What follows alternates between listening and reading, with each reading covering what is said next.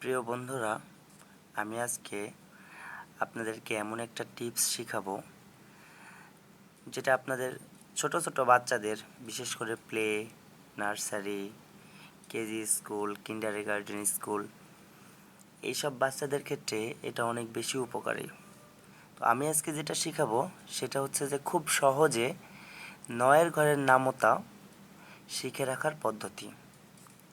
তো প্রথমে আমি লিখতেছি ৯ গুণিত ১, ৯ গুণিত ২, ৯ গুণিত ৩, ৯ গুণিত ৪, ৯ গুণিত ৫, ৯ গুণিত ৬, ৯ গুণিত ৭, ৯ গুণিত ৮, ৯ গুণিত ৯ এবং ৯ গুণিত ১০।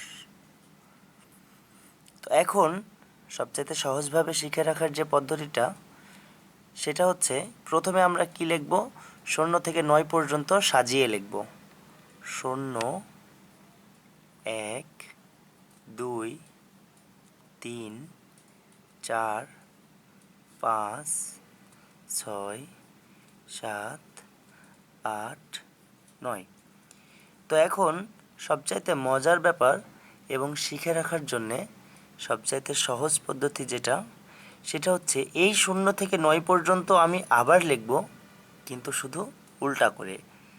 ০, ১, ২, ৩, ৪, ৫, ৬, ৭, ৮, ৯। এখন দেখেন খুব সুন্দরভাবে ৯-এর ঘরের নামতাগুলো মিলে গেছে। ৯ একে ৯, ৯ দুগুণ ১৮, ৩ নং ২৭, ৪ নং ৩৬, ৫ নং ৪৫, এভাবে ৬ নং ৫৪, ৭ নং ৬৩, ৮ নং ৭২, ৯ নং ৮১ এবং ৯-১০ ৯০। প্লিজ বন্ধুরা, আমার এই টিপসটা যদি আপনাদের একটুও ভালো লেগে থাকে তাহলে অবশ্যই আমার এই ভিডিওটা লাইক, শেয়ার এবং সাবস্ক্রাইব করবেন প্লিজ।